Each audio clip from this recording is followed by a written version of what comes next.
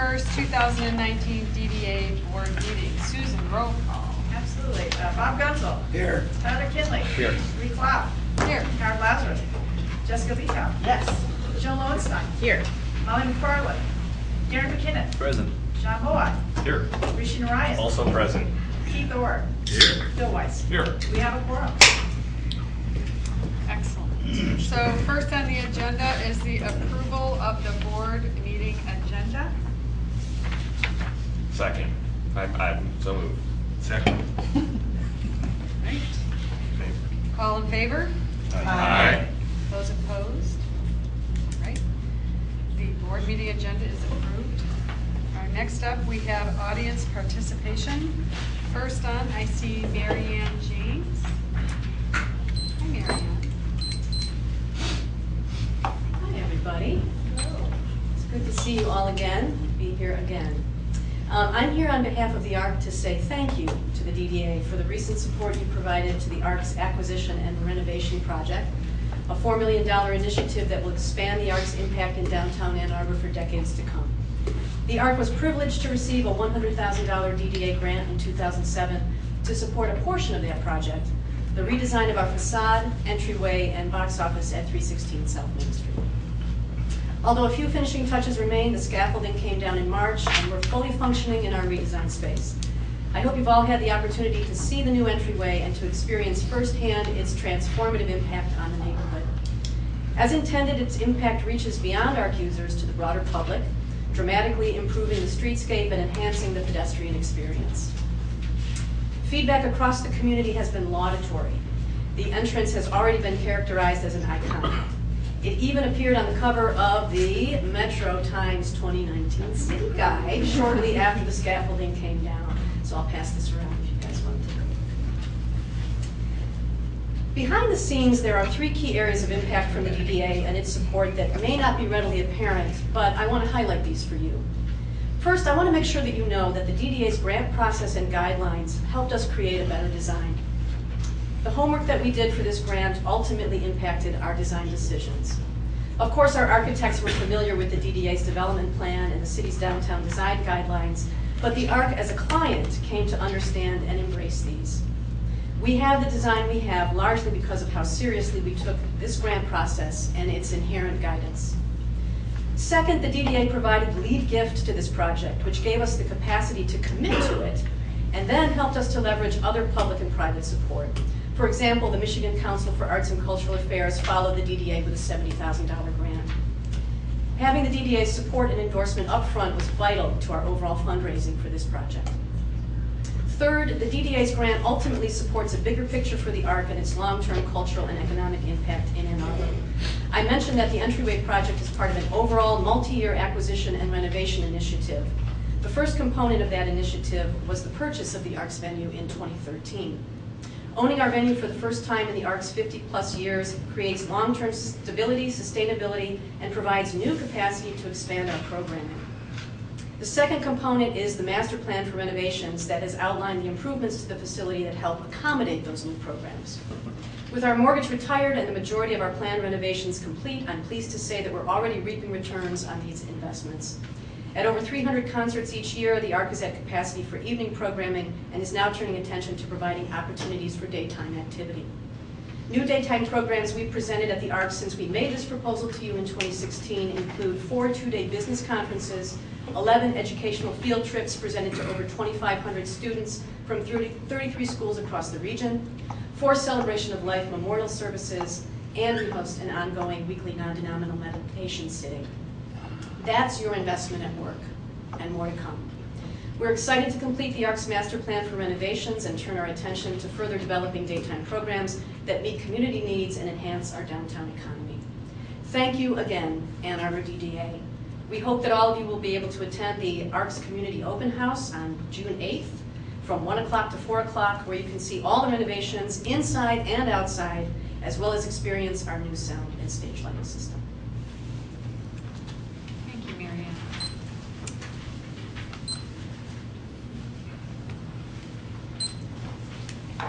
Next up, I have Chris Simmons from Get Downtown. Hi, Chris. Hi all, and happy Green Commute Day. I'm seeing 2, 3 folks with some green on, that's great. As one of the partnering organizations for Get Downtown, I just wanted to highlight that the 2019 Commuter Challenge has kicked off. We're very excited about this year's campaign, lots of great prizes, lots of great sponsors. I know that was pointed out at the Operations Committee, but Ann Arbor State Bank, First Martin as sponsors for the campaign, as well as our sustainability superstar Google and our Bike to Work Week sponsor Atomic Object. We want to thank everybody who's helping with the campaign. This year we have a new badge. For those who go to the website commuteandwin.org, you'll notice a Gen Z badge. Gen Z has actually donated an e-bike that will be raffled off as a part of the campaign as well. So all of our rules and regulations are on the website, commuteandwin.org. Then I just encourage anyone who is looking for a way to participate in the campaign and not sure what their alternatives are, they should take a look at the ride matching website and app, Commuter Connect MI, all one word, commuterconnectmi.com, where you can look for your bike buddies, your walking mentors, as well as your bus routes, carpool partners, whether somebody's willing to be a carpool driver, and van pools that might fit your commute. So with that, again, thanks for the robust support from the DDA. It's always appreciated, and that partnership really helps for campaigns like this. And looking forward to giving you the report for how we did at the end of May. Thank you.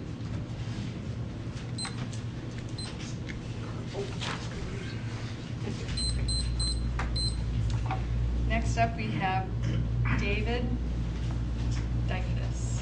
Did I say it right? Not quite, but Dyfus. I always know when calling on me because there was a hesitation before the last name. Just a couple brief comments on the same subject. One is that the DDA has been a stalwart supporter of affordable housing over the years, and I urge you to continue that support with approval of the funding for Avalon Housing and Housing Commission to support their urgent needs today. And second, and in that vein, during your budget discussions, I hope that the DDA will support funding commensurate with the continuing needs and increasing needs of Ann Arbor affordable housing. And secondarily, as you continue your budget discussions, also think about what we can do for overall housing affordability in the city of Ann Arbor. Thank you.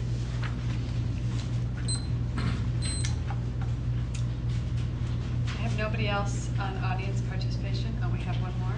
I didn't sign up, is it okay? Yeah, absolutely. Quick. Hi, I'm Jennifer Hall with the Ann Arbor Housing Commission, and I wanted to extend an invitation to the DDA board and the community Monday night from 5:30 to 7 prior to the city council meeting. There's going to be a reception discussion on the first floor of City Hall, sponsored by the Climate Action, make sure I get it right, the Ann Arbor Climate Partnership, as well as the Washtenaw Housing Alliance, to try to bring people who do affordable housing as well as sustainable climate action issues together, because they sometimes have clashing and disparate needs and ways they approach things. So we're trying to bring the community together and have a discussion about that and try to figure out how to work together. So I just wanted to extend that invitation. Thank you.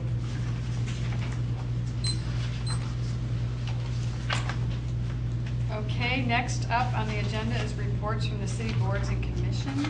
Ray? Good morning. Last night's Citizens Advisory Council meetings, Citizens Advisory Council members, including near downtown neighbors and 3 students from Huron High, that was 14 of us, tried to come to some kind of consensus on major downtown and near downtown issues relating to affordability, density, historic preservation, design, parking, transit, even accessory dwellings. Did we do it? No. But we had a good, informative, and not conclusive discussion of some of the items, a little bit of each. Following the recent Ward 5 Town Hall meeting discussion of affordable housing, we were all willing to accept the definition of affordable housing as housing costing less than 30% of a household's gross annual income. Or although we didn't directly address it, a combination of housing and transportation that in total costs less than 45% of the gross annual income. We briefly looked at 2 high-rises now being proposed. One, the Standard at the corner of South Main and William, would rise 10 stories on William and 5 stories to the south on Main to Packard. A mix of studios and apartments with 1 to 4 bedrooms. Some of those present criticize the design and height, even though the site could have originally permitted a taller building. And I don't know at this particular point whether or not it includes affordable housing. We also looked at a proposed 19-story high-rise on East Washington behind the Michigan Theater. Some of us had attended the design review meetings on this property as well as the citizens participation meeting. As a result, a number of important improvements were made to the plan, which now includes 241 apartments, including 19 dedicated affordable housing units for low-income tenants, plus 6,000 square feet of commercial space. Almost everyone present supported the proposal, including 2 residents of Sloan Plaza. They own their units, they're pretty expensive. They're supporting that project just a block away. Including 2 residents of Sloan Plaza. Also included in the plans are 202 bicycle parking spaces and 141 auto parking spaces, 127 of which would be on-site and 14 of which would be leased from the city. But in further discussion, those present agreed that our concern for downtown housing sites should be less concerned with parking and more concerned with transit in future downtown residential projects. Those present were encouraged to attend a South University. I'm sorry about the I'm sorry about the conflict. Yeah. There's attend a South University resident participation meeting on Monday, May 6th, 6 to 8. Maybe they can go to both. At the Pizza House restaurant, 2nd floor. The proposed development includes a 13-story mixed-use high-rise building with underground parking. The first story is primarily commercial space, student-focused housing, and affordable, this is them in quotation marks, affordable housing units are on the 2nd through 13th floors. Those are included. We will try to attend that meeting. We're urging others to do it as well. You should too. Let's see what affordable means on this particular site. Some of us had a hard time figuring that one out.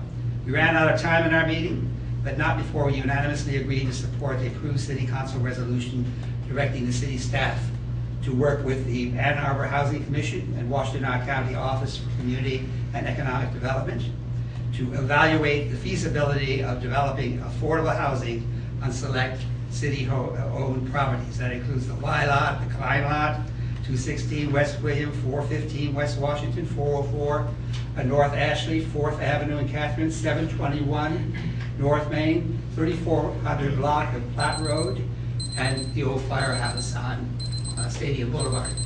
And we'll all be looking with regard to the nature of this, but at this point, we support affordable housing on all those sites. Thank you. Thank you, Ray. Next up, any DDA board member communications? I have 2 today, actually. So the first one, for folks who don't know, I hold 2 monthly public conversations called Downtown Halls.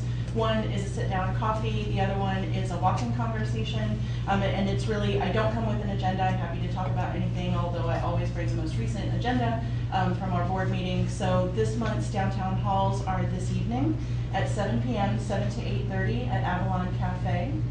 And typically, the walking tour is the first Saturday of the month, but I hear there's this little thing going on at the big house. So we're going to move it to Sunday of this month at 1 o'clock. I start on the west side of Lake Transit Center. That's the side that's facing the 4th and William parking lot. And this month, we're going to walk along William Street and talk about the 2-way bike lane that's going to be coming up later this year. So those are the downtown halls, and if you'd like to be on the mailing list to learn about those going forward, the DDA newsletter has those every month. I also wanted to talk about a unique opportunity that I had the last couple of months. So Ann Arbor STEAM invited me a couple of months ago in to speak to their classes. There's a 7th grade set of students who are exploring Ann Arbor's growth and affordability challenges, and they did a lot of learning about our population growth, about our development patterns, and then we're invited to suggest some solutions. So in March, I was one of a series of speakers from around the city, and spoke to them about the relationship of a healthy downtown to a healthy city, and then was invited back again last month, which was why I missed all of you guys very much, to hear some of the students' proposed solutions. There were a lot of really thoughtful and imaginative solutions, and I just wanted to share a couple of the projects today. So Kalila, Zane, and Macy proposed a light rail network all around the city. The most important connections for them were, of course, STEAM, Community High, Zingerman's, and a connector over to WCC, which I thought was super thoughtful. And they were really thoughtful about where the connectors, the stations, and the connecting points around the city were. So I would like to ride that, please. Leo and Arnau proposed roads improvements, a series of roads improvements, but one of my favorite was a beet juice and salt solution that's a de-icing agent. Apparently this is used in some Canadian cities, and it has the dual benefit of being healthier for our waterways and also staining our roads a blush pink. So I love that solution. Aubrey, Belzora, and Elizabeth proposed mixed income multifamily housing, and their idea, they felt really on fire to talk about income segregation and income desegregation, and they see housing as a really critical component to that. So they proposed, and in some way they kind of reinvented the HUD voucher system, kind of from scratch it seems like, but they felt like everybody deserved to live pretty much everywhere in the city with dignity. So I loved their home. And then the last one that I wanted to talk about isn't a group actually, it's a single student. So Layla B has a project called the Solar Power City. And when she's envisioning a growing and a healthy city, what she sees is a series of tall buildings, as you can see, all powered by renewable energy. This is a mix of uses with housing above and retail below, set among ample green space with bike and pedestrian friendly paths all around. So this is the city that Layla sees when she sees Ann Arbor growing, and I had to share her vision with you. I thought it was so lovely. She also has a video talking about the solar powered city, and I'm going to share that with Maura, and hopefully she'll put that out on the DDA social media. But I have to say, I'm always excited to talk about Ann Arbor's growth, but to see the students talking about what their future city looks like was even more invigorating. And I just wanted to share that with you all. Thank you, Jessica. Next up, we have Executive Director Communications, Susan. Yes. So as I reported a couple months ago, after 20 years with us, Joe Morehouse is going to be retiring. I'm not sure I'm quite even reconciled to that fact. But that said, I wanted to take a moment to let you know that we are all very proud to welcome Sarah McCullen to our staff. She will be our new Deputy Director. She'll be succeeding Joe when he retires. For the past few years, Sarah has served as the Finance Director and the City Clerk for the City of St. Joseph. And she oversaw all the aspects of their budget process and all their accounting functions. And she, in addition, had responsibilities overseeing their investment portfolio, issuance of debt, billing for 15,000, I think it was water customers, and also was overseeing their pension fund. So I'm feeling DDA will be, right up her alley, and maybe we'll gain some new insights into things like our bond issuances. Prior to that, Sarah served as the treasurer, the CFO, and the water sewer administrator for Pierre Marquette Township.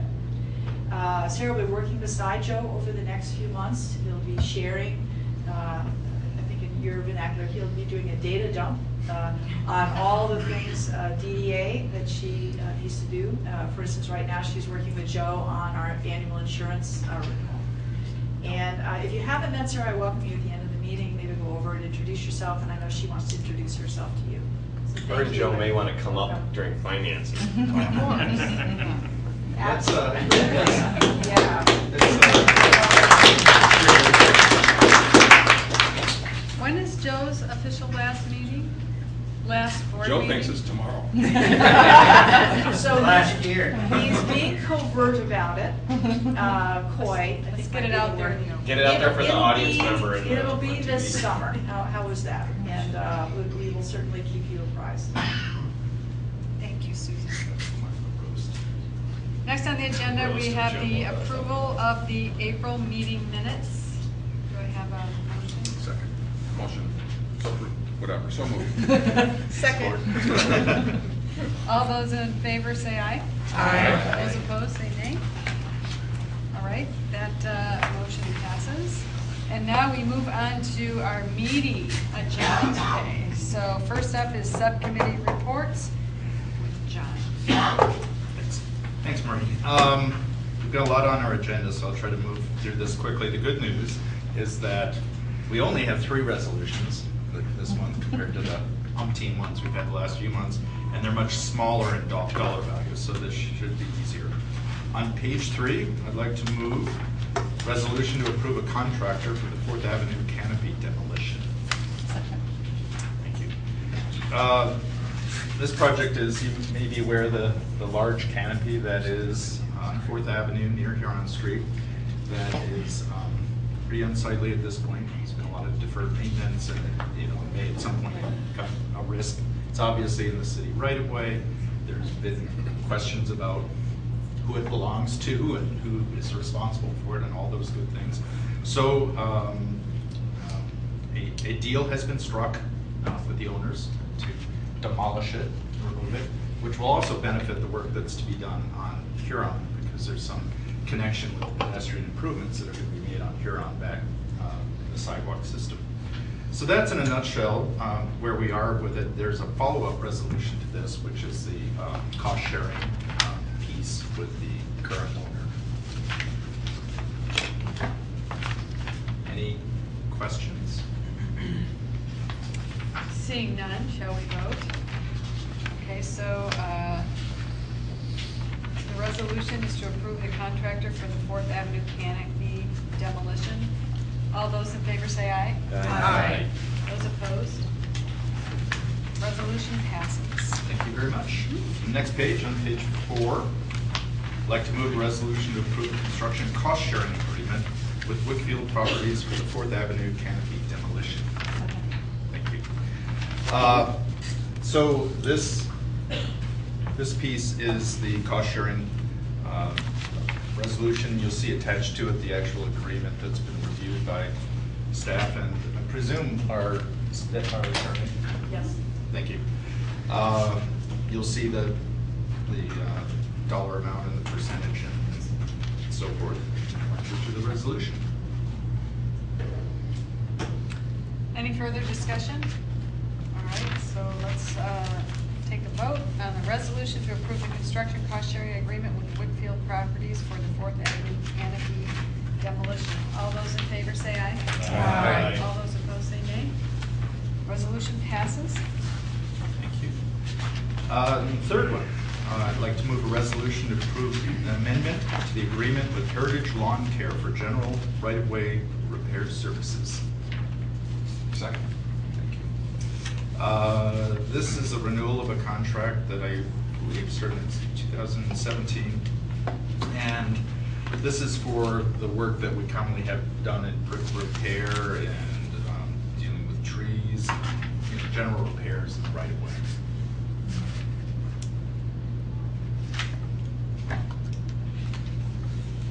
Any questions? All right, let's vote on it. So we'll vote on the resolution to approve an amendment to the agreement with Heritage Lawn Care for general Right of way. right-of-way repair services. All those in favor say aye. Aye. Those opposed say nay. The resolution passes. Great. Right array. I like that. Right array. Project updates. The remaining work at 5th and Detroit is underway. Actually, it'd probably be with Amber. Could you just come up and give us just a quick blaster through, or Liz? Is Liz back there? Hey, Liz. Give us a quick update on where we are with all these projects. Sure. So 5th and Detroit, they're out there today. They're adjusting structures to get ahead of when they pave next week. The basketball court, Community High, was paved. I saw kids playing on it when I walked by. Let's see what else is going on. We've had landscaping planted recently. So yet to do is the final paving, brick repairs, and I feel like I'm forgetting. That's pretty much it. Part of the farmer's market lot. You repaved. Yes, that small farmer's parking lot was repaved. That's also outstanding. We're gonna come in and we're gonna replace the entrance in concrete, so that'll also be next week. That's 5th. Is all the private utilities work done? There's still, we had an issue with a connection to conduit, so in the air, you're talking about burying the overhead lines. There is, I think, 2 that are still left, but it's in the works. And all the trees are in? All the trees are in. Other projects, Huron, we're still working on putting in the electrical on those first 3 blocks from 3rd to Main. And I would expect that we would see concrete as early as next week, starting down by 3rd and then working its way east. Have they had any particularly surprising challenges, time delays? Not really, yeah. And then also DTE Gas, today they put up their second lane of closures, which you've probably seen from 4th to Division, so they're underway also. And then William Construction is expected to start the week after next week, May 13th. Thank you. All right, I think, is that it, Ann? Is there anything else, Amber? All good on William and all that? Okay, that's all I've got. Next meeting?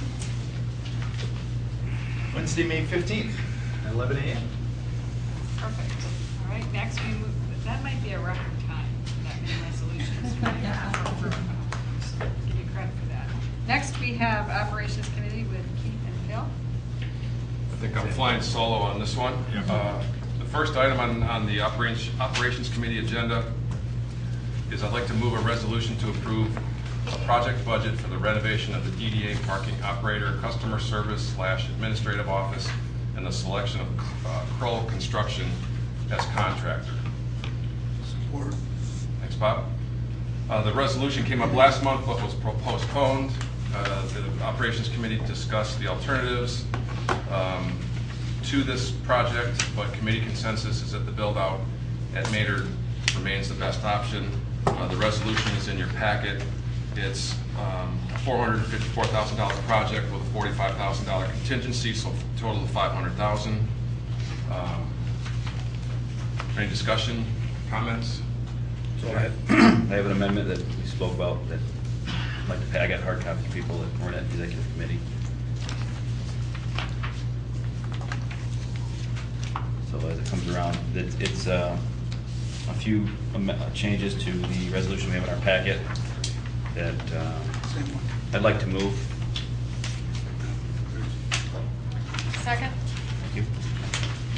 So I can walk through it, or you can look at it yourself, but essentially there's the whereas clause that talks about the 14-year payback period. I'm looking to have that struck because I don't think a 14-year payback period is a good investment to justify the project. And then there's adding another 2 whereas clauses which talk about the elimination of parking that's going to be permanently removed as part of the project. And then I added a resolve clause at the end, which we had some discussion about in executive, I think might get further tweaked here, but basically looking to have some ongoing cost discussions and with the immediate goal of seeking to eliminate costs elsewhere in the parking budget to offset the project cost. So I'm not sure if we have to go through each one of these and do a yay or nay, or do we do it in its I think entirety? it's all one. He put it together as he's proposing an amendment of Proposing all of this these as an items. amendment. So they all have to be accepted or all rejected. That's one.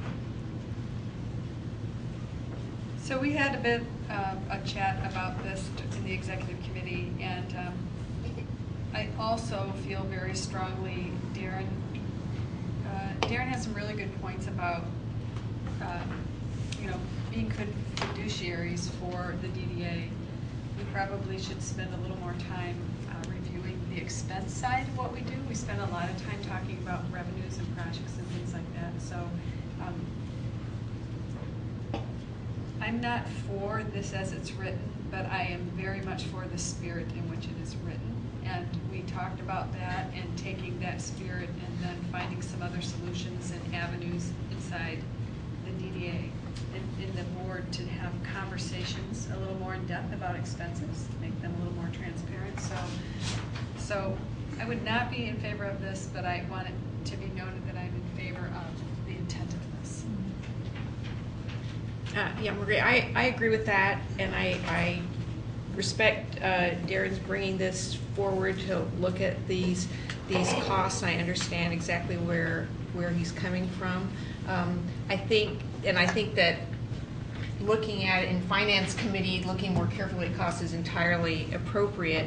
I think I want to just point out in this particular resolution that in addition to stewardship of the bottom line, which we always have to be cognizant of for what we're doing with the parking money and the TIF money, that it's also incumbent on us to be fair employers, because that's what we are too. And this was brought to us really as something that was necessary for the Republic Parking people, humans who are working there in a situation that is not very pleasant. They need a safer space. They need more space to deal with customers, making both their experience and the customer experience better. The place needs some safety updates, having an additional egress, for example, and more space is a safety issue too, as people get crowded in there together. There are some administrative people there. It's not just additional parking attendants or anything like that. And an additional restroom, which they have pointed out that the police, the beat cops who come around also use that restroom, and that's kind of an untenable situation that they only have one restroom that serves really a lot of people there.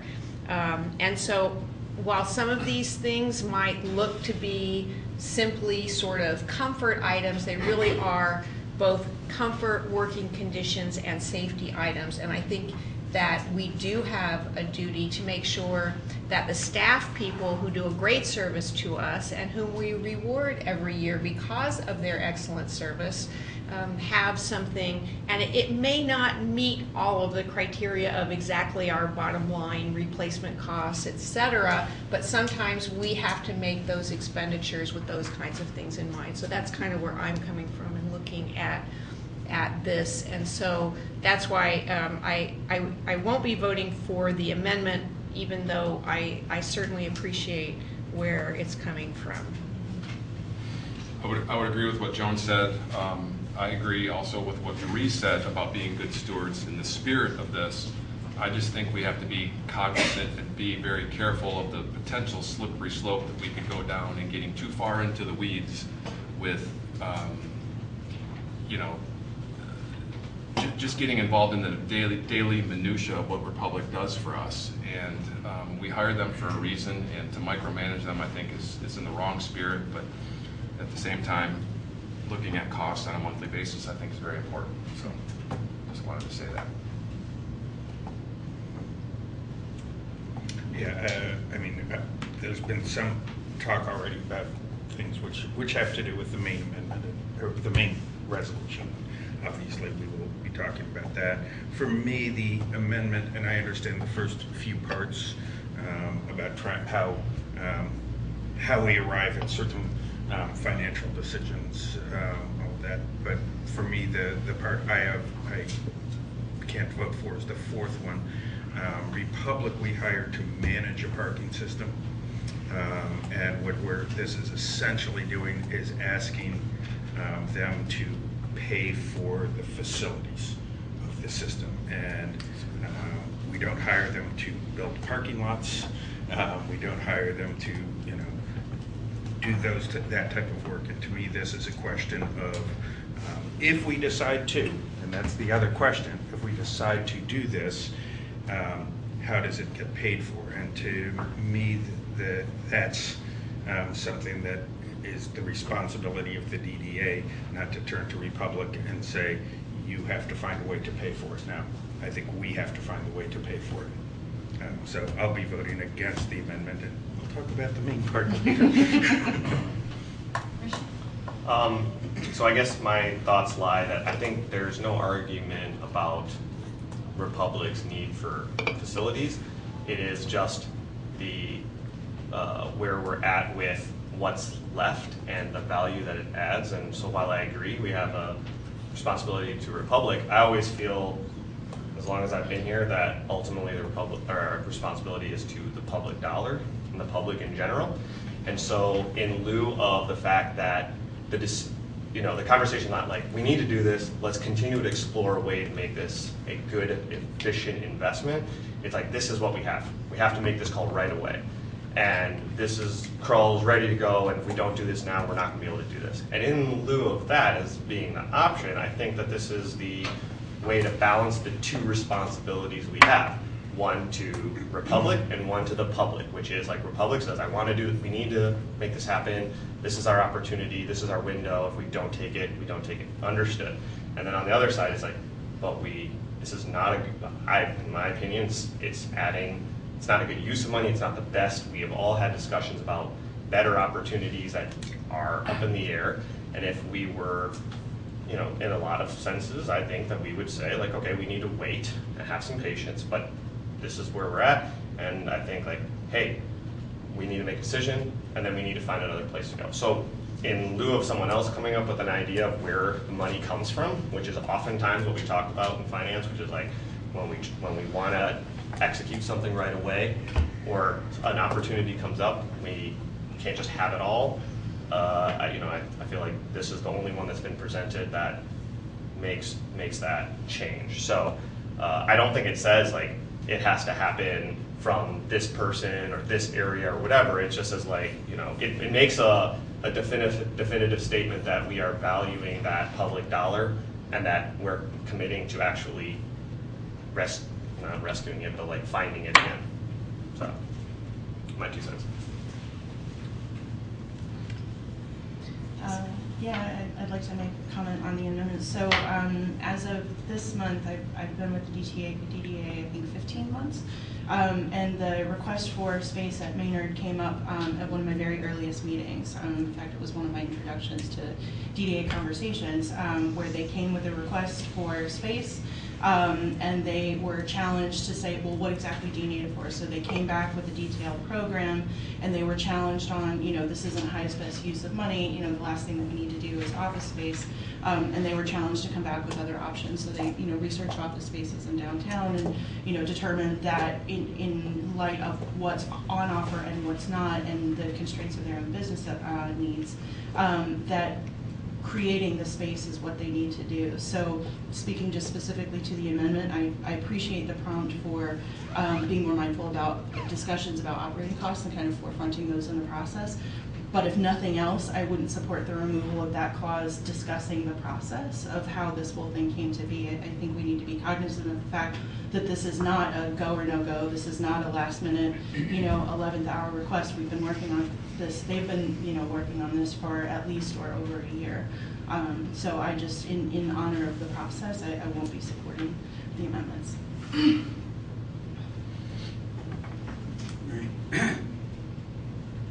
Excuse me. I won't repeat what's been said very well by several of the board members, and I cannot support the amendment for those reasons. I'm more than willing to have the Finance Committee work with Susan and staff to come up with a agenda item on the Finance Committee, either monthly or from time to time, quarterly, to look at expenses. Just one quick comment to this question. A couple of people talked about the Finance Committee. I'm not sure whether staff would want to bring it through operations, since that oversees the parking system piece, and then to finance or vice versa. So I'm just throwing that out there, that I would anticipate staff would think through kind of procedurally how to bring it through the committee. I have one more thing to say. I know that the staff has worked very hard on this, and particularly Jada has done quite a bit of work. So I just want to give credit. You know, we know that you've done a lot of work and put a lot of time and effort into this, and so our job sitting here is to be good fiduciaries of that dollar. So it's a good discussion. Any further discussion? So we need to vote on this amendment. So all of those in favor of the amendment to the resolution concerning the parking operator customer service office renovations, all those in favor of this amendment say aye. Aye. All those opposed? Nay. So that amendment does not pass, so now we're back to the original amendment. Any discussion, further discussion or questions regarding The original resolution. the original resolution? Right. The original resolution. Just a clarifying question. Have we worked with Kroll before? Is this a first time? Kroll's a solid contractor. No, I'm not questioning their credibility. I'm just wondering, have we worked with them before? Have we worked with Kroll before? Is that the question? I'm looking around staff, no, we haven't. Okay. At least that. But this went out to bid, and I think we had 3 or 4 bids, and all the bids were very similar. They beat out another contractor by just a few $1,000s. It was really close. Yeah, 5 minutes. 5 bids, okay. Thank you. Okay, are we ready to take? Sorry, John. I've struggled with this. I think it's part of why it's taken so long. I think a few of us in particular have really struggled, and especially those of us who are associated with leasing and building things and all the rest of it, because of the cost, on a per square foot basis being so high. One of the questions I asked in committee was the issue of location, because to me, if we look at it as a 10-year decision, say, then you could look at $500,000 amortizes $50,000 a year is not a huge number. And so I was under sort of the working impression that location was very significant and that Maynard was very much a desired location. But I have to say that in asking that question, I was a little surprised by what I heard back in terms of the need for it necessarily being in that location. And so it really did give me pause, because part of the challenge in my mind is the fact that not only have we talked about potentially building out something in the next few years at Ann Ashley that could be used as office space, but we've also talked about the fact that our lease on this space is going to be up in a couple of years, and staff has expressed the potential concern that we may need more space, which then, in my mind, opens up the door if you had to lease a space that could be for both things. And so to me, there's sort of a maelstrom of things that give me pause. And in my mind, if this was half the cost, I could almost feel as though it could be something that if we were to move on to a new decision in a few years, we could live with. Once it reaches $500,000 for me, I think we're left with it. So I guess for me, it's been a close call, but I'm not going to support the resolution because I just feel it's too much money in light of all that's in play in this next couple of years. And I know it's kicking the can down the road a little bit, but we may have various changes in this next couple of years with DDA, and I feel it's a need to hold off on this one. I was going to say something very similar, other than I come just barely on the other side. I think we have all struggled with this. Basically, we're looking at a subpar space and spending a lot of money to make it less subpar. It does not make for a great customer service location, but it certainly improves it. It certainly improves it for the workers.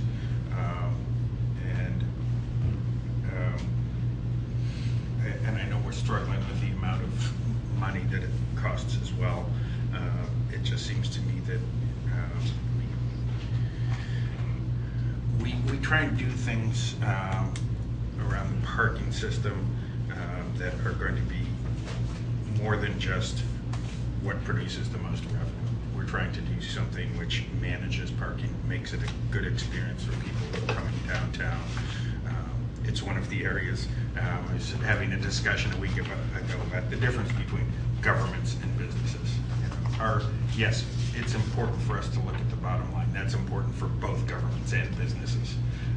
But the bottom line is different in the two. In the case, if this were being run as a private enterprise, then absolutely every dollar counts. You're trying to make your shareholders happy. In our case, our shareholders, as it were, are the public who uses that system. And so for me, I'm looking at it as, how do we do things that are going to retain the best people so that we can have the best customer service. I mean, Republic has an excellent reputation as far as that goes. So again, I've struggled for the very same reasons. I don't like spending this amount of money on that space. I felt all along, for similar reasons, that we should have been talking about a build out in Ashley while we were doing everything else. That's clearly off the table right now. We've spent 2 years trying to get to Planning Commission, and I understand we're finally going to get there. And the last thing we want to do is say, oh, let's change the project. Is it possible that we could talk about doing that build out at a later period, and finding some interim solution? Whenever I brought that up, that hasn't been pursued either. So, given the choices we have, I'm leaning just on the other line from where you are, so I am going to be supporting this. Any additional comments or discussion? Okay, so I think we're ready to take a vote. So the vote is to approve the resolution to renovate the space on Maynard. So all those in favor say aye. Aye. All those opposed say nay. Nay. So what's that vote? 1, 2, 3, 4, 5, 6, 7, 8, 9, 10. You have 7 votes. You have an affirmative vote. So the resolution moves forward. Wait. Can we I said confirm nay. the Yeah, we vote? need a roll call. Can we confirm? Okay. Let's do Yeah. roll call. Yeah, 7. We don't get to Yeah. ask for help. Yeah, we need 7. Yeah. So let's do roll call. Okay. Bob Gunsel. Yes. Tyler Kinley. Nay. Oh, we do not have, Yeah. we do not have our 7. I'm sorry, I didn't see that. I'll keep going. Marie Clark. Yes. Howard Lasworth not here. Jessica Letow. Yes. Joan Lowenstein. Yes. Darren McKinnon. No. John Mowat. No. Rishi Narayan. No. Keith Orr. Yes. Phil Weiss. Yes. So we only have 6. If staff could ask for direction at this point, because I think we've explored every other alternative, what say ye since this resolution fails for lack of 7 votes? I would suggest that we bring it, go back to committee. Yeah, it goes back to committee, right? Yeah. Well, if you so wish, you should vote to postpone, or vote to bring it back to the next meeting. But right now, it's dead, because you didn't vote affirmatively. So you have to do something. If you want to do something, you have to do something. So what I'm asking specifically is you could vote again, see if anybody wants to change their vote. You could ask to make a motion to bring this back to the next board meeting, having had another committee discussion. And for if any of those options sound amenable, staff are asking for guidance on what to do about the situation at Maynard, since we all know what that problem is. The kick the can down the road. What we're asking for is what should we do now that we know we have a problem? Well, I don't think another vote is necessary. I think everybody's pretty clear in their feelings here. I would float out the idea of bringing it back to committee this month and having another discussion about it. So that would be, I don't know, I'm only the co-chair of the committee. No, I believe we should talk about it some more. Yeah. It's just, it seems to me that we have a situation where we don't have support for this moving forward, so we should, at committee, look at, see what other options we can explore. We could get Molly on the phone and see what her vote is. Yeah, she's 1.5 votes. As was mentioned last month, the bid from Kroll will expire. So by voting no, this option is off the table in the building, which then leaves maybe two options, which is revisiting once again the Ann and Ashley build out, or once again looking at leasing space. And you have all that information from the leasing space, and you have as much as we have at this point about the Ann and Ashley option. The Kroll bid expires when, or it is expired? This week. It will expire tomorrow. All right, so this is done. So I would say, if it goes, it should go back to committee for further discussion, but all those who voted no, please be there. Right. Please be there to look at some other options. Because those no votes are the voices that we need to hear for some other solutions. All the no votes were at the last operations committee to discuss it, so this is the point. So do we have to have a vote to approve bringing this back to committee? No, I think the Okay. question It's is, just it's an about outstanding putting it on the question. agenda. I don't know that staff have any other tools in the toolbox to bring you, so we're looking to you for some guidance on what other alternative you feel we should present to you. So We we're- have an outstanding issue at the Maynard location, and so I don't know that we know what other information we can give you. So I guess we're asking Well- for the board on a policy level to give us some guidance what to do about the problem. I guess all we should do then is just open it up for new discussion regarding alternatives for the Republic office at Maynard, the Republic parking office, and we just open it up to new alternatives. We've already investigated the build out, and that's a no. We've investigated leasing other office space, so the other alternatives would be Ann Ashley or some other idea that somebody might come up with. So it's a new discussion at the next operations committee meeting. Do I have that right? I think so. I think that's Sound good? Okay. all right. So again, we'll look to, if we can, to a discussion where some ideas may come Okay. forward. I think it would be really helpful. And again, staff stand ready. Anything you need us to research, we'll do our part. Okay. Thank you. All right, I think I'm still on operations committee. Yep. Car share, we had a discussion, or we had a request from Maven. They asked for an increased number of spaces that they can use for car share. The DDA, as a reminder, sets aside car share spaces to encourage downtown employees to commute using transit, walking, or bicycling because it makes cars available to them during the day for meetings. I don't think any decisions were made, but staff were asked to get some additional data from Maven to help facilitate that discussion and help bring forward a decision. I have a Sorry. question about that. So my understanding is that with car shares, there's some kind of scale factor, like for one car, shared car equals 4 parked cars. Can you tell me what that equation is? Yeah, so the city has included, I'm gonna have Amber back me up if I'm saying it wrong, within its zoning that a car share space equals 4 private spaces. So when developers come forward, for instance, the project in South University, they were allowed to accommodate some of the parking requirements under zoning by using a car space. What the car share companies have told us, and this is where Jada comes in, is actually the number is far more, it's far greater. The city calculated it as 4. The numbers I saw were closer to 12 to 13 cars are taken out of service and keep all the car available for groceries, meetings, and there's that many more cars taken out of service. But I think the question you're asking is specific to zoning. That's the 4-to-1 ratio. And is that a staff decision? Like how does that get changed? Because if it's incorrect, I'm worried that it's actually gonna kind of resonate farther out in the parking system. So Ann, this is an Amber question. I think that your question is about the zoning. The city has approved it as part of the zoning, and it's part of the calculations that are embedded in zoning. One of the things we asked when we revised the parking agreement, those many years ago, to bring it to 20% was to examine this, because we shared that information with them, saying that there's really compelling evidence that, in fact, we don't need as many car spaces under zoning if there's more car share opportunities in the public system. And I know planning staff and planning commission are looking at questions of parking requirements under zoning, and I would hope that this is one of the elements that they're considering. Thank you. So if I could just fill in a little bit what Susan, what she said is correct.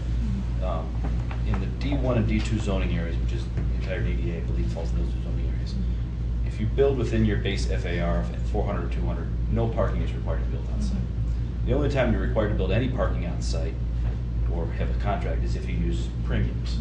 So for every 1,000 square feet of gross floor area premium you use, you're required to provide one parking space. Or, you know, car share counts as 4,000 square feet.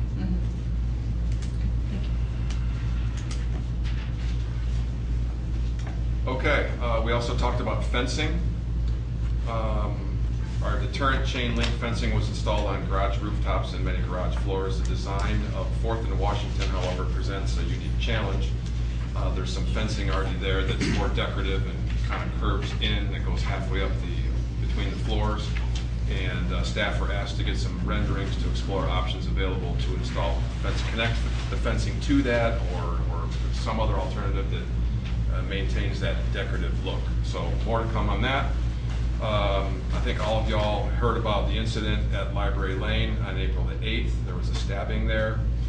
We read a nice letter from Ann Arbor Police that they sent praising the Republic parking staff employee who, while working at Library Lane, sensed something wrong with this group of individuals, followed them, witnessed the stabbing, called 911, and probably saved this young person's life. So kudos to Republic for that. In the last 4 to 5 pages of your board packet, the parking and transportation report is available. If anybody has any questions for Jada, I'm sure she'd be happy to answer them. Hearing none. Our next operations committee meeting is May 29th, which is a Wednesday at 11 a.m. Thank you. Next up, partnerships and economic development committee. Joan. Okay, I'll take that and we'll do a little bit of a tag team here also. So I'd first like to move a resolution. This one is on page 11, I believe, to approve a grant to Avalon Housing to make safety and structural improvements to 5 residential properties. Second. Avalon Housing is requesting a $190,000 housing grant from the DDA. And this involves a number of items. First, to install sprinklers in their SRO or single room occupancy units, and this is a new HUD requirement. That's $110,000. Then at a property they have at 819 3rd Street, which I believe is a property that we have supported before with some of our funding. And is within the quarter-mile distance from the DDA, that this would be reinforcing a porch to safeguard a basement unit where somebody is housed. That's $80,000. And the committee recommends DDA support for this out of our fiscal year 19 funds. Now, as you might recall, we have committed all of our funds, the $745,000, to development of the Y lot for affordable housing. This, we would still have that commitment. Nothing is happening yet on the Y lot, so we will get additional monies, or we put in additional monies for affordable housing every year, and so that 745 will be made whole even with our spending this money on the Avalon Housing project. And I think we have someone here from Avalon Housing. Wendy's here in case anybody has any questions. My only question about the structural thing, the pictures I looked at looked like there were work been done before, so we're having to do the rework, and I'm wondering what is being done differently to make sure that this is the last time. That was my question too.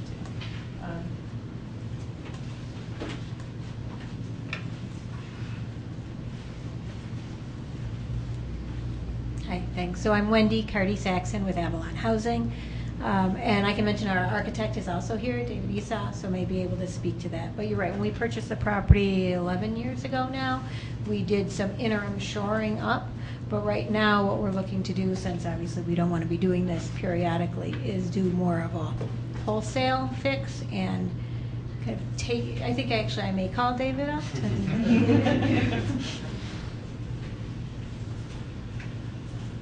Hello, I'm David Esau with Cornerstone Design. I've worked with Avalon since they were founded.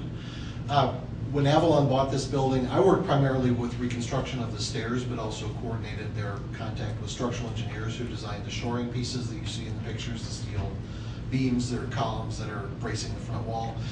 Those were, as far as I'm concerned, never intended as at least the only permanent fix, or possibly not a permanent fix at all. The wall was already severely deteriorated, the deck was severely deteriorated at the time, and none of that has been repaired. It's been temporarily shored or coated, that kind of thing, but it's not ever been really redone. This will be a complete reconstruction of the exterior wall. It will reduce the size of the porch so that the deck has less of a span to support the portico above it. It's the only approach that we've been able to come up with that has any chance of keeping that portico in place and not having it fall over. So it was a full replacement of the foundation? Yes, basically everything below that concrete deck is getting redone in the front, and the concrete deck is being cut back to the new walls. So basically the existing walls will serve as kind of temporary shoring until the new walls inside those are constructed, and then it'll all be cut back and taken out and regraded away from the building. Thank you. Any other questions? Discussion? All right, so I'm ready to take a vote. So this is a vote to, the resolution providing Avalon with the grant to make the safety and structural improvements to the 5 residential properties. All those in favor say aye. Aye. Those opposed say nay. I'm certain of it, this one passes. Okay, I have a second resolution, the resolution approving a grant to the Ann Arbor Housing Commission to assist with capital improvements to Baker Commons. This is a request from Ann Arbor Housing Commission not to exceed $256,658 for improvements to Baker Commons. A portion of this will come from our fiscal year 19 funds and the remainder of fiscal year 20. The reason why some of it comes later is that there are some copper pipes that need to be replaced, or the connections need to be replaced, and this hasn't been bid yet. The DDA grant would be paid upon submittal of the invoices, which is the usual way of our providing funding for the Housing Commission. And as with Avalon, some of the residents here are employed downtown, all our downtown stakeholders. This property is within the DDA. So if any of you have questions, I know Jennifer Hall is here from the Housing Commission. Any questions, discussion? Okay, let's vote to approve the resolution to grant the Ann Arbor Housing Commission to assist with the capital improvements to Baker Commons. All those in favor say aye. Aye. Those opposed say nay. Resolution passes. Do you have anything further to add there, Jessica? Yeah, I'll say the rest of the conversation really centered on the legacy of the DDA's dedication to affordable housing. And I want to thank Tyler for asking great questions. As somebody who is relatively new to the table and talking about affordable housing, but deep enough in that I talk about AMI and don't think about it twice, I appreciate your reminder that all of this still needs to be talked about in a really human way. And so you and Susan, I understand, worked together to put together kind of a profile of our investments over the last 2 decades to affordable housing. Susan, I wonder if you could speak a little bit to that, how much the split between new units and supporting like the stock that we already have, who lives there, things like that. Yeah, and I'd like to add my thanks to Tyler as well. I think having people on the board is really helpful to ask the questions. So we assembled a multi-page report, which I'll send out to the board. I'd like you to take a look. What we saw over the course of our housing fund, which the DDA created in 1997, so we're well over 20 years having a housing fund. The DDA's made an investment of over $5 million, and that does not include today's actions, nor does it include the YMCA commitment. Those are previous grants. Approximately half of those funds were used to help acquire new affordable housing, and that was affordable housing all the way up to 80%. It also included other capital costs for things like at the Delana Center. And approximately half of those $5 million went to safeguard the affordable housing that we have. Today is a good example. We take it for granted that these facilities will always be there, and as we struggle to add more affordable housing units to our stock, underneath this, we're seeing a lot of affordable units going away, whether because the affordability covenants are ending or just the buildings are deteriorating. So again, the other half of your commitment has helped us to safeguard the units that we have had. I'll share this with you, and again, kudos to Tyler. We try to put things in graphic form so you can sort of see how over time it's building and also how the split of dollars are going. But it's an important statement that the DDA has made. The change that happened with the council ordinance is it reduced the ability of the DDA to participate in projects at 60 and 80%. It's set forward that the DDA's commitment should go to housing at 50% and below, and today's projects fit that very nicely. And it also set forward the calculation for how we would take money from one of our pockets to our other pocket. But even before that, the DDA's commitment has been longstanding and strong, and very proud of all of you and for the legacy for you of the DDA board in support of affordable housing. Thank you. Thanks, Susan. That was all. Okay, our next partnership committee meeting is next week, May 8th at 9 a.m., and this is with our partners. And the meeting will include a discussion about 415 West Washington, because one of our council members has suggested that DDA should demolish the building to make way for an urban farm. So we will have a discussion about that. Next on the agenda is Finance Committee. Bob? Thank you. We welcomed Sarah McCall to our meeting. She'll obviously be working closely with the Finance Committee. The committee reviewed March expense register. The committee reviewed a number of third quarter financials, the third quarter financial report summary, the third quarter balance sheets and income statements, funds committed report, and gross parking revenues for the third quarter. These are all in your board packets. And if you have any questions, Joe's here. I'd be happy to respond to those. We also talked about the Ann Ashley expansion bond, with the fact that the site plan may be going before Planning Commission at its next meeting.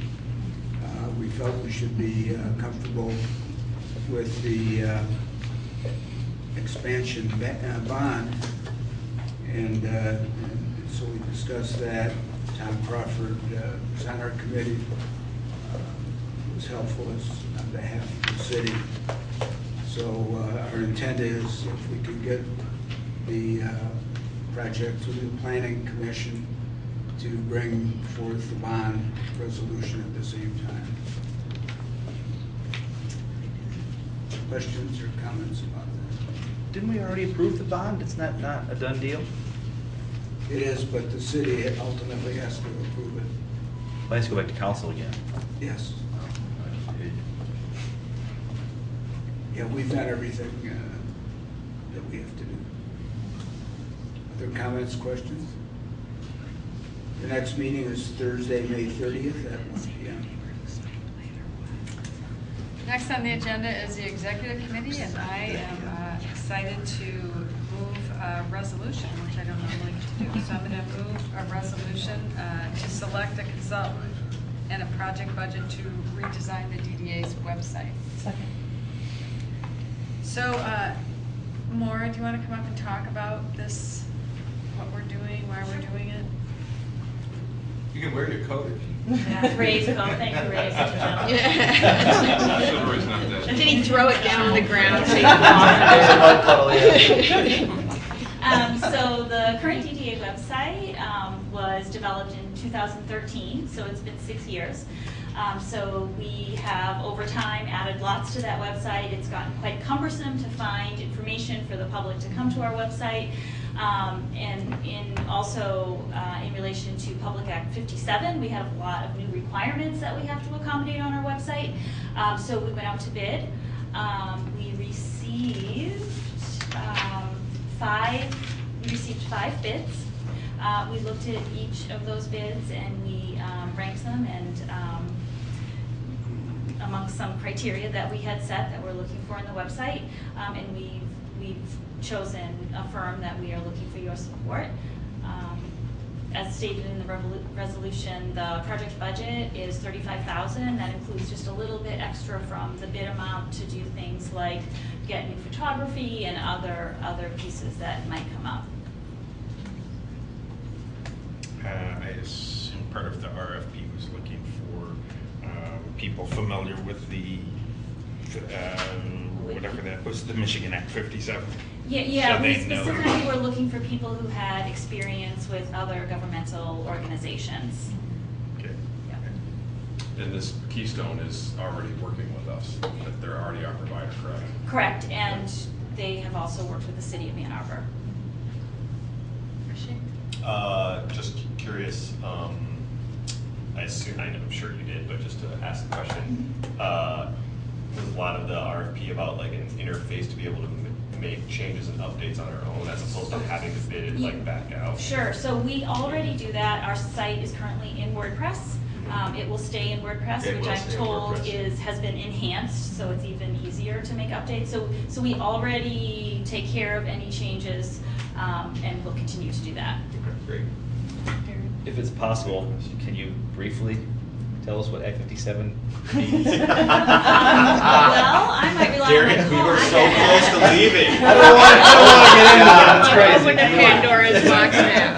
So last year, the state of Michigan merged all of their TIF statutes, brownfield, DDAs, water corridor, they're all together.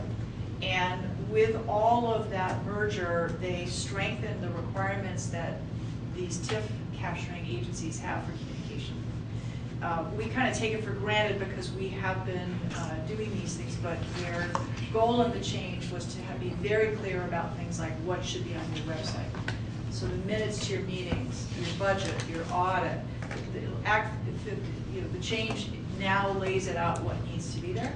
And so part of what we're doing is we want to be sure that we not only meet the letter of the rules, we want to make it easier for people to find the very things that are being called out. So the timing is really excellent, given those requirements to update the website to make people, make it easier for them to find them.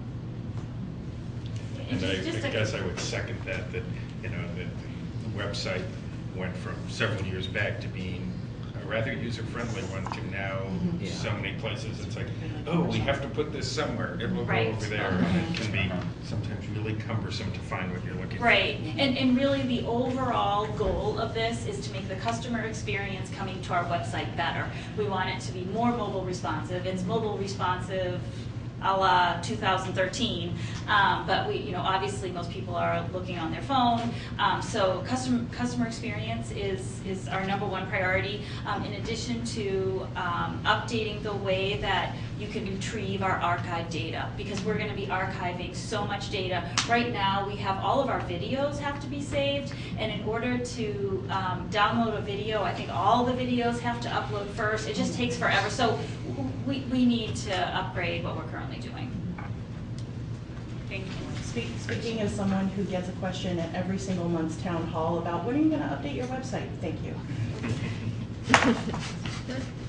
So Darren, I think Act 57 is really the state, looking at when the DDAs end in 13 years, whatever, the website just implodes. It just melts before your eyes. Self-destruct button. Yeah. Okay, so the next, I'm sorry, we're gonna vote. So all those in favor of getting a new website, say aye. Aye. All those opposed, say nay. Great. Resolution passes. The next committee meeting is Wednesday, June 12th at 11 a.m. New business. So as mentioned, all the TIF statutes have been merged into this Act 57. One of the other requirements that came to us in addition to laying out what needs to be on the website is the need to have 2 informational meetings a year. Again, we sort of take it for granted, but we involve ourselves with our taxing authorities, the library, ATA, the city, and so forth. What these informational meetings are for all DDAs and all TIF capturing agencies is to be sure they're having meetings with their taxing authorities. And so it's an opportunity to talk about what we're doing, the projects we've undertaken, the commitment of funds. And so we're going to do our first one for fiscal 19, or calendar year 19 in June. And then we're going to schedule the second one for December. We thought by spreading it out, it would give us a chance to have substantive content. We've not done this before. Nobody else has done it before. We just know the language of it says you shall have 2 informational meetings a year. So we're going to try it out next month and welcome everybody, the broad public, to come join us. And we'll figure out what's working and we'll tweak it and make it even better in December. But it's an informational meeting. It will take place, I think we're deciding it's going to go ahead of the board meeting. Yeah, we're going to have it just ahead of the board meeting, gavel it open, have that meeting, gavel it closed, and then we'll open up the monthly meeting. And again, the intent is to ensure that everybody's aware of all of our activities. So is there an agenda, or is it more of an open house forum? So we're not getting any direction at this point. It's just that we're supposed to have an information. So what we thought we might do is put a lot of content on PowerPoint, talk through, here are the projects that are underway. This is the umbrella of, say, people-friendly streets, and here are the projects that fall within it, the activities of the parking system, and so forth. And sort of feel how that works. We may decide to make it an open house in December, based on how you feel about it. We'd like your feedback on this. There isn't direction from the state on what format to use at this point. Susan, isn't it the case that there are a lot of DDAs that we're really just sort of shells for doing projects, and they're not really functioning entities? And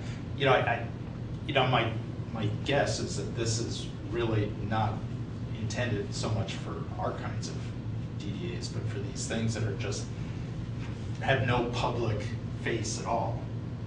These things that were created. No, that's largely it. There was a lot of dialogue over the last 5-6 years that there are a lot of DDAs that were created, and because the state was not clear in the 70s on what constitutes a downtown district, some of them were used for corridor improvements, some of them were used for a variety of project-based purposes. But because they really aren't historic downtowns, or there wasn't the intent that they would be fulfilling a wide variety of activities, they don't necessarily have websites at all. They don't necessarily have public meetings at all. So, as is mentioned, much of what we heard over the last few years was to try to get at that, because the taxing authorities like the county, the library, the community college, they're seeing funds being put to activities, and rightly there is a good question, what are those funds being used for? But we welcome this. This is a really good opportunity to encapsulate the work of the DDA, and we'll try a format, and if it's not a user-friendly format, we'll try a different format in December. Thank you. Why is our meeting the 12th and not the 5th? We have a religious holiday the first Wednesday of the month, okay. And we're trying to uphold. I think it's not even a Tuesday. It's not We're Tuesday. talking about the same religious holiday. In June? Yeah. Because I'm going to be gone on Tuesday. The next, so it runs through the 5th. So the point is it runs through is what we're hearing.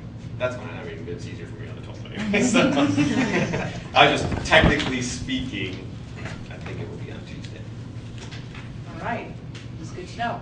So that was the reason, and I think next time we're going to check with you before we start. Just for one. Yeah. I just assume, I'm assuming that's the correct one. We're talking the same. I think so too. There might be another. Yeah. Any other audience participation? Seeing none, can I get a motion to adjourn? So moved. Second. All those in favor say aye.